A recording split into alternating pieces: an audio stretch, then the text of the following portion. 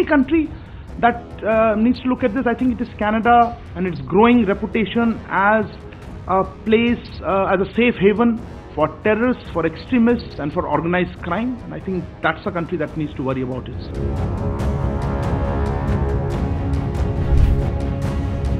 Over the past number of weeks, Canadian security agencies have been actively pursuing credible allegations of a potential link between agents of the government of India and the killing of a Canadian citizen, Hardeep Singh Nijjhar.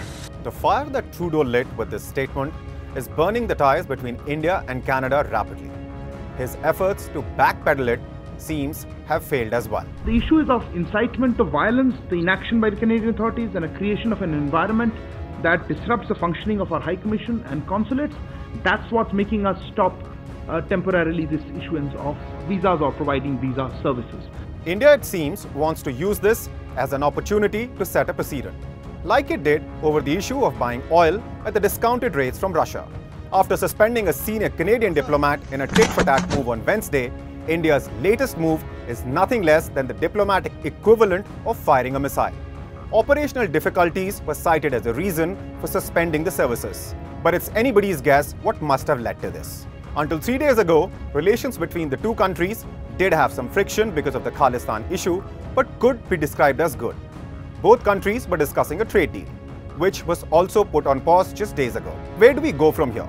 It is anybody's guess that things will get a lot worse between the two countries before there could even be a hope for them to get better. Why? Well, this crisis is based on Trudeau's reluctance to act against the Khalistanis, who are being shot left, right and centre in gang wars on Canadian streets. Suspends Singh, a Canadian Khalistani gangster, was shot dead as recently as yesterday. As the Khalistanis are Trudeau's vote bank, he is unlikely to act against them in future.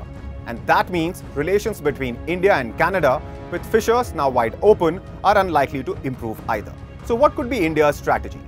Demand evidence. In the meantime, expose Western hypocrisy. Next, India, which has rejected Trudeau's allegations, will continue to point out the lack of evidence wherever this issue is brought up.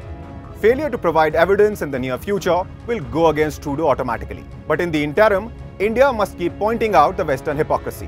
While extrajudicial killings are condemnable, fact is, West has used it as an instrument. For instance, consider how this terrorist's life was ended. Or what did Trudeau say when this terrorist was killed?